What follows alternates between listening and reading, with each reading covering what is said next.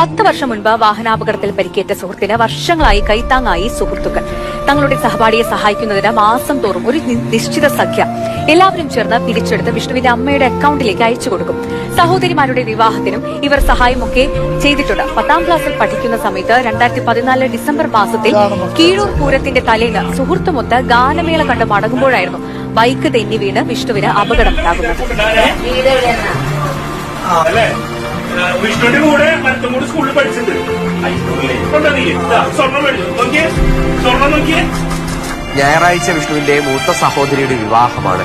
അങ്ങനെ ആ വിവാഹത്തിൽ വിഷ്ണുവിനെ ചേർത്ത് പിടിക്കുകയാണ് സഹപാഠികളും ഷെയർ ആൻഡ് കെയർ ചാരിറ്റബിൾ ട്രസ്റ്റും. കഴിഞ്ഞ 10 വർഷമായി എല്ലാ മാസവും മുടങ്ങാതെ അവർ വിഷ്ണുവിന് വേണ്ടി പണം നൽകുന്നു. അവർ സ്വരൂപിച്ച പണം കൃത്യമായി വിഷ്ണുവിന്റെ വീട്ടിൽ വിഷ്ണുവിന്റെ അക്കൗണ്ടിലേക്ക് ഇടുകയാണ്. ഇതായിരിക്കണം, ഇങ്ങനെയായിരിക്കണം ചങ്ങാതിമാർ എന്ന് പറയുന്നത്. ഒരു പ്രതിസന്ധി ഘട്ടം വരുമ്പോൾ നൈസായിട്ട് സ്കൂട്ടാവുന്നവരല്ല ചങ്ങാതിമാർ എന്ന് പറയുന്നത്. ഒരു ഉപാധികളും ഇല്ലാതെ, തിരിച്ചൊന്നും പ്രതീക്ഷിക്കാതെ ഇതേപോലെ മനോഹരമായി സ്നേഹിക്കുന്ന കൂട്ടുകാരെയാണ് അക്ഷരം തെറ്റാതെ ചങ്ങാതിമാർ എന്ന് വിളിക്കാൻ പറ്റുന്നത്. ഈ ലോകത്തിലെ ഏറ്റവും ഭാഗ്യവാൻ എന്ന് തന്നെ പറയണം നീ.